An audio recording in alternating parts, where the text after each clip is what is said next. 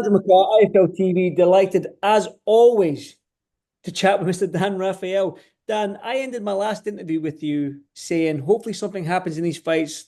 We can have something else to talk about. And I'll tell you what, Tank Davis taking that knee and not being counted, and then the Paddy Donovan Crocker fight over in Belfast. I hope you saw as well that sort of fouling and then the disqualification, hitting after the bell. I mean, what a crazy weekend for the sport. But we'll stay on the US side. We'll stay on your side of the world. Tank Davis, Lamont Roach was a great fight. It just, the talking point was the knee. Talk me through it. I mean, it was, I don't know if I would say it was a great fight, number one. It was a very good to above average fight after about the first half of the fight, because for the first 5 or 6 rounds, nothing was doing. And Tank never really ever throws a lot of punches at all, but this was even, it seemed less than his activity level, even more than normal. But nonetheless, it certainly picked up the second half of the fight. I was entertained by it. I liked the fight. I was saying before the fight that I thought Lamont was a real legit opponent for him when everybody else was pissing all over it. So I wasn't surprised that Lamont competed very well with him. He's a good boxer. He's got, I think, power that's a little underrated. I feel like he is a guy that is not fearful of Tank Davis, knows him since he's a kid. They sparred together. They fought 2 times as amateurs. The families know each other. They've been around each other for, 20 some years, going back to their amateur days. So he was not fearful. And also, if you're a Tank opponent, you have to be able to take a good shot. And I think Lamont Roach proved he's got a really good chin. He had said ahead of time, look, I've never been really hurt or down as an amateur or a pro. So he was confident, and it turned out that he was right. But in terms of what you mentioned about that crazy 9th round, I mean, I don't know how many knockdowns I've witnessed in my lifetime of watching boxing, whether it's been at ringside or on television or on YouTube or wherever. But I feel like I have a pretty good handle on what's a knockdown. And if Lamont Roach fired a right hand and then came behind it with 2 jabs, and Tank Davis immediately after the second jab, within a quick beat, turned his back and kneeled down, that's a knockdown. I mean, that's as basic as it gets. That's, as I've used the common phrase, for more than 1 century, men have put padded gloves on their hands and fought, and that's been a knockdown since day one. I mean, it's plain as day. Now, the referee obviously made a mistake. I mean, there's no question about it, but there was a cascade of mistakes that were made. It wasn't just that he saw Tank Davis go down. He actually started to do a mandatory 8 count, because remember, if you watch, he actually sent Lamont Roach to the neutral corner. He clearly was calling it a knockdown. He began the count while Tank's back was to him. Tank leans into the corner. One of the trainers, Calvin Ford, comes up the steps with a white towel. My original reaction was, oh shit, they're throwing in the towel. I'm like, what is that about? Because it's a white towel and the trainer's coming up the stairs. But as it turned, because I've never seen this before, where the trainer wipes off the fighter's face mid-round, not at, I've seen referees call timeout, take the fighter to a corner, ask the corner to wipe off. Maybe there's extra grease on Vaseline over their eye or something like that, and they asked it to be removed. This was not that. This was Tank basically calling a timeout, getting a swab from his coach. There are no timeouts in boxing unless it's called by the referee for a particular reason. So let's go through it. Should have called the knockdown, which would have been 1 point off for Tank. If he decided it wasn't a knockdown and wasn't going to call that, he should have penalized him a point for going to the corner, which is against the rules. Could have penalized him perhaps another point because the corner interceded by wiping off his face. Frankly, that's a type of foul, that's a type of indiscretion that if he really wanted to be a hard ass, he could have disqualified Tank Davis. Now, I don't think he should have done that. I'm only making the point, Andrew, is that there were a multitude of moments in that sequence where there could have been repercussions for Tank Davis, yet Steve Willis, the referee, chose not to employ any of them. And in the end, it cost Lamont Roach the fight, because if he calls the knockdown, which he should have, it's a 10-8 round. And if you play out the remainder of the fight how it was scored, he comes up with a unanimous decision victory over Tank Davis. So he's robbed of the title. He's robbed of taking the O off of the record of the #1 American boxing star, one of the biggest names in the sport, and celebrating in that ring and getting the title, and probably millions of dollars on a rematch. So it was handled about as poorly as you could ask for. I still have no idea what the hell Steve Willis was thinking to start the count and then stop the count. I mean, he talked to Tank, right? He said, what are you doing, man? He was mic'd. You could hear it on the broadcast. Tank said something back to him, which he wasn't mic'd, so you couldn't hear what he was saysaying. And then he looked over at him after he said whatever he said to the referee, and the referee says, you can't do that. It looks like a knockdown. Andrew, I'm going to interview you for a second. Do you know why it looks like a knockdown? because it was Thank a you. knockdown. Exactly. So what else can you say? And then the whole process began with the replay official supposedly looking at the replay and either not getting an opportunity to check the replay within the time frame that they were allotted, or looking at the replay and determining that it wasn't a knockdown, which would be a terrible call. I'm not quite sure which one is accurate yet. I've heard both sides say each of those particular scenarios, but regardless, uh, either they made the wrong call or they screwed up because the technology wasn't working. Either way, again, Lamont Roach is the one that gets screwed out of it. Definitely. And you mentioned it. I'm pretty sure when you mentioned with the referee Steve Willis going over and saying, "What was that? What are you doing?" That looked like a knockdown. And you could hear Lamont saying, "Where's the count?" To the Yeah. referee. He actually said, "Ref, you were counting. Why did like almost to say what happened to the count?" It was insane. Either I've seen it before. take the point for the knockdown and continue the 8 count, fine. Mm-hmm. If you abandon the 8 count, take a point for going and calling a timeout basically and going to the corner and having your face wiped off. Either way, there was discretion for the referee to do either of those things. He could have done both. He did neither, and it cost Lamont Roach the fight. Bottom line. I agree with you there, Dan. And what do you make of the excuse for Tank taking the knee, going over to his corner? He says there was grease from his hair that was getting into his eye and it was burning his eye. So I just want to get your thoughts on that excuse. Well, number one, it's certainly possible. I mean, maybe it's true. I'm not calling Tank a liar, but if in fact that is the case, I have a few things to say about it. Number one, don't get your hair done during fight week with, some type of chemical. Number two, maybe take 5 minutes and go watch Muhammad Ali against Sonny Liston. Great, And great if shout. you don't know what I'm talking about, then you're not really a boxing diehard. You should go and check out the fight if you know what I want. If you want to see what I'm talking about, watch Liston and then Cassius Clay, the first fight. Even at that point, remember Paul Malignaggi had, what was it, the Miguel Cotto fight? When his hair was, he had them braids in his hair, man. He mid-round, he was cutting his hair. Wasn't that actually, I think if I'm not mistaken, when he had, there wasn't it wasn't the Cotto fight. That was the fight he did in the UK when he was fighting on the same card with Ricky Hatton. That's right. So it was, yeah, when he had the braids in his hair or whatever it was. And then they cut the hair right there in the ring. Exactly. But at least it was during the minute break between the rounds. It wasn't like halfway. But it wasn't it wasn't burning his eyes or anything. It was just in his way. But the point is, again, if Tank had burning eyes, I mean, I'm not happy to hear that, and so be it. But that's your problem. There are no timeouts in boxing. He could have taken the knee and wiped it off and whatever. But again, you're giving up a point. End of story. This is not fucking rocket science. No, listen. You're totally spot on with that. And he's gone on Twitter and he's basically said that I don't know why people are booing. It was the grease from the hair, and even his hairdresser came up and said, firing back at Gervonta Davis, saying, "Come on, there was no grease in your hair." So it's almost like it's a soap opera that we probably didn't need, but we've got it, and it keeps us talking. Which, like I said, the storylines in boxing right now are crazy, and they're getting crazier and crazier. It seems by the time. And we keep mentioning, Dan, you've been in the sport for so long, and you've seen so many fights, and you know so many fights. Like you just mentioned, Muhammad Ali and Sonny Liston there, and you've got a good recall. Ali and Liston, not exactly an underground fight. No, what I'm saying is you've got good recall. You do have good recall when it comes to historic fights, but have you ever seen anything like that? Taking a knee and not be counted?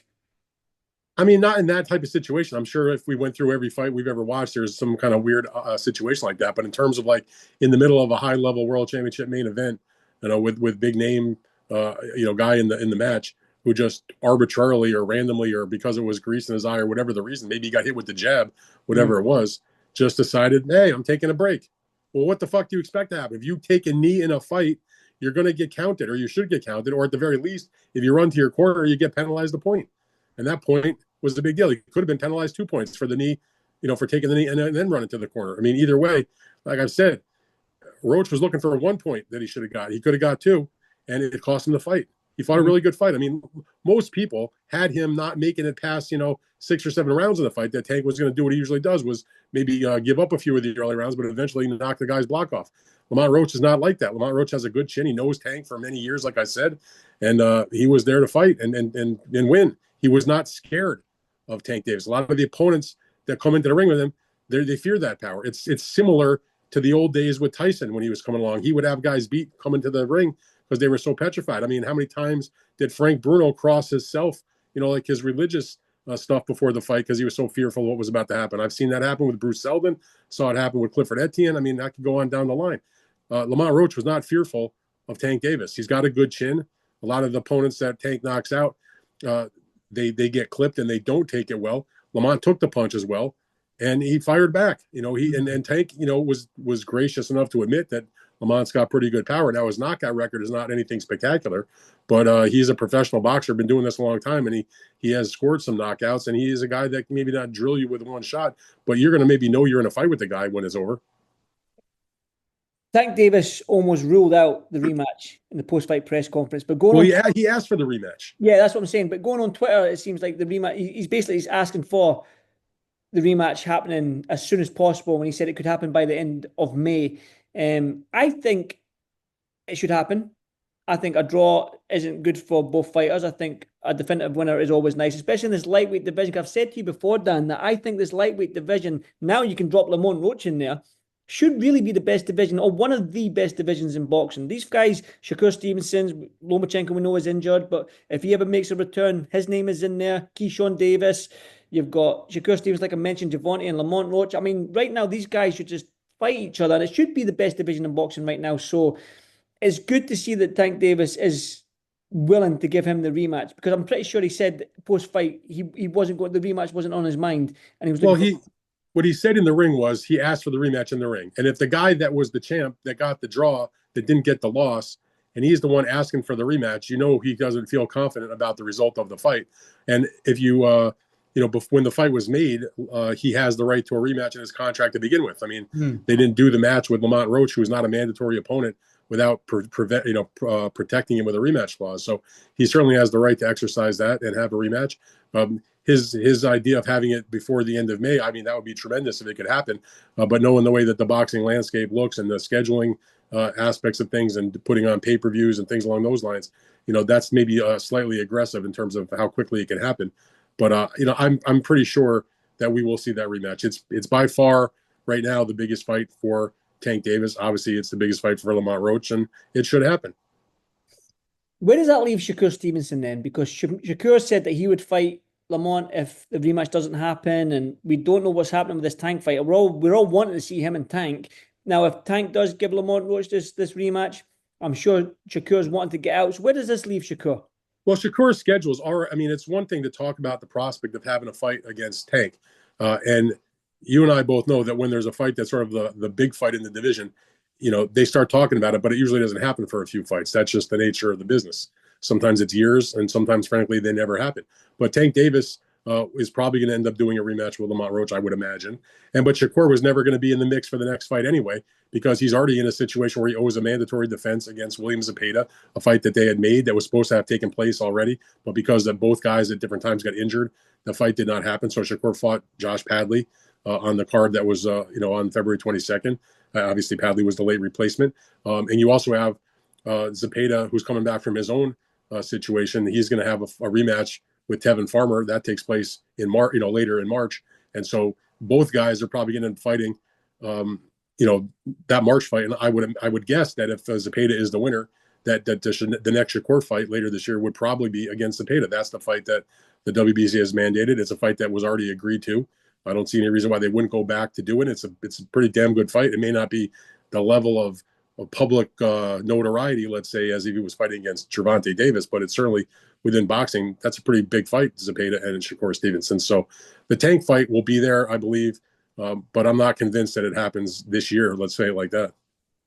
The Floyd Schofield fight's there as well. They could revisit that if there's any interest in that, because obviously we know what happened on the 11th hour that Floyd got taken ill, and then that you mentioned Josh Padley stepping in. So there is the Floyd Schofield fight for Shakur as well. But for you, as an American boxing writer, you've been in the game. Are you, maybe desperate is the wrong word, but when you talk about American boxing right now, is the biggest fight right now Shakur and Tank Davis for you out there? Well, I mean, in terms of both fighters being American, it probably is. Although I actually think because of what happened the other night with the knockdown in the home, the traction it's gotten in social media and everybody talking about it, that the rematch between Tank and Lamont Roach at this moment is probably a little bit bigger of a deal than the Shakur fight. Not because Shakur is not diminished. I mean, he looked good when he beat Padley and he's doing his thing. But I just think right now people saw what occurred They feel like Tank is maybe vulnerable. They feel like Lamont Roach is maybe a revelation that they had not really given credit to before. And so that is a very intriguing rematch. And so the Tank fight against him a second time maybe takes a little bit of a precedent over the eventuality of a fight between him and Shakur Stevenson. That's just my perspective on it. But I do think there'll be a lot of people that want to see the rematch. It's a huge event, regardless of where they put it. I would hope that Tank was saying in the ring afterwards, let's bring it back to New York. Certainly that's a possibility. Barclays Center had the biggest crowd. The building is opened in 2012. It was the largest attendance for any event they ever have had there, boxing or otherwise. And they host every big concert. They have professional teams like in the NBA and the NHL, college basketball. Like I said, they've had many big boxing matches there. 19,250. That means that place was stuffed to the gills. And it was the second largest gate in the history of the building. The record was around a little over $7 million for a Rolling Stones concert. This was the second largest gate, just a hair behind that in terms of the dollars spent on tickets. So they've got the number 2 gate of all time in the building and the biggest attendance ever in the building. And so, of course, I would imagine that the folks at Barclays Center would love to have that back, because they'll break the gate record next time, because while they may not be able to put more asses in more seats because there aren't, they may be able to break the record on the money because they'll charge more money for the tickets. And if you bring that fight to somewhere to the Washington, D.C., Baltimore area, I believe they could put that in a stadium and bring in 30,000 people type of crowd for a fight like that. So they'll have options. So anyway, that's the reason why, again, I'm not knocking Shakur Stevenson or the interest in that matchup, but for the moment, given what occurred on Saturday, I believe that Tank and Lamont is the bigger fight at the moment than him and Shakur. Is that testament to Tank's star power then? Is Tank that much of a superstar out there that that gate was so big? Because let's be honest, Tank right now probably is one of the top stars out in the US boxing right now. Well, he is the biggest star in U.S. boxing. I mean, Canelo Alvarez fights in America, but he's not American. Mexican, yeah. So in terms of an American fighter, he's born and bred in Baltimore, Maryland, American as you can be. He is the biggest American star. There is nobody bigger. That's just the reality. I mean, you tell me who's next. I don't even know who's next. That's what I would know. That's what I would say. You've got Tank, and then you've probably got a big gap, I'm guessing, to number 2. Yeah, I mean, it's like, there's other guys. David Benavidez has been headlining pay-per-views. I mean, he fought on Tank's undercard back in June, but David has done his own, decent pay-per-view numbers for his fights. He just fought David Morrell in a fight that was well received, so he might be the number 2 guy. But the point is, the rest of the Americans don't really have any kind of, big history. Now, Ryan Garcia obviously has a big amount of popularity also, and when he fought Tank, it was Ryan's first pay-per-view. And it was Tank. It wasn't his first pay-per-view, but he had gone from doing like in the 200,000 buys in the United States for the pay-per-view. And the matchup, because so many people want to see him and Ryan, that did over 1 million buys. So you have to put Ryan Garcia in that level also. I wasn't thinking about him when I first mentioned it. But certainly, it's Tank, it's Ryan, it's Benavidez, and that's the landscape of America. The landscape of American stars is not deep at the moment. Again, you spoke about for as long as boxing's been padded gloves, and boxing is, you probably know this, Dan, you're probably going to shoot me. I'm going to say boxing is over 150 years old, I'd imagine. You probably know the exact number, but it's such a long, the sport has been around for forever. Yeah. Right? And I mean, you would argue that American boxing has always been at the top. There's always been America. Do you feel like it's diminishing a wee bit, or do you feel like you're going to get a resurgence again soon? Because we've always talked about American heavyweights. Like, look, the heavyweight division for what, 10, 15 years maybe, it has been Europe, over here in Europe. But the American heavyweights, where's the next Muhammad Ali? Where's the next Mike Tyson? Where is the next Red Bull? Where are the guys? If you can find them, let me know. I don't know the answer to that. I mean, here's the thing. For most of the history of boxing, the biggest fights and the best fighters have come from the United States. That's not me saying that as an American. I'm just saying what the facts are. Go count the number of world champions that have been from the United States and the number of major fights and the highest gates and the biggest crowds throughout the last 100 years. That's definitely been from the United States. But things go in cycles, and right now the American boxing team is obviously on the downs. It's not great right now. We lack in terms of our amateur system is a wreck. That's obviously a big part of it. You have a lot of talented fighters, but they don't have necessarily huge popularity outside maybe their hometown areas. Now, I'll give you an example. Like Keyshawn Davis, you mentioned before in the deep lightweight division. Keyshawn's a guy that's got a chance to be a superstar, but you got to start at home. So when Top Rank put on his last fight, not the last fight when he won the title, but the fight before that, that was at the end of last year, they brought him home to Norfolk, Virginia, about 3 hours from where I live, 3.5 hours from where I live. and they sold the place out. He wasn't fighting a title fight. He wasn't fighting a big name. And he fought in an arena where Pernell Whitaker had fought many times as champion back in the 80s. And he sold the place out. Big crowd, more than 10,000 people. And then he went and he had a good crowd, and he won the world title in his most recent fight. And he's got charisma, and he's got a good personality. Obviously, he can fight. He's got the pedigree as an Olympic medal winner. So he's got everything going for him. He can become a star, but he's not there yet. But the problem is, besides him, there's not a lot of other guys. Now, there's Richard Torres, who is an American heavyweight. Some people think he's a legitimate prospect. Other people's opinions are that maybe he's not going to be up to that when he starts to really step up his level of opposition. The jury is out on him. I'm only making the point, though. You can count on, like, basically one hand the number of, bona fide up-and-coming Americans that people think have a chance to become a star. Now, hopefully, some of them more will emerge. But at the moment, it's kind of bleak, unfortunately.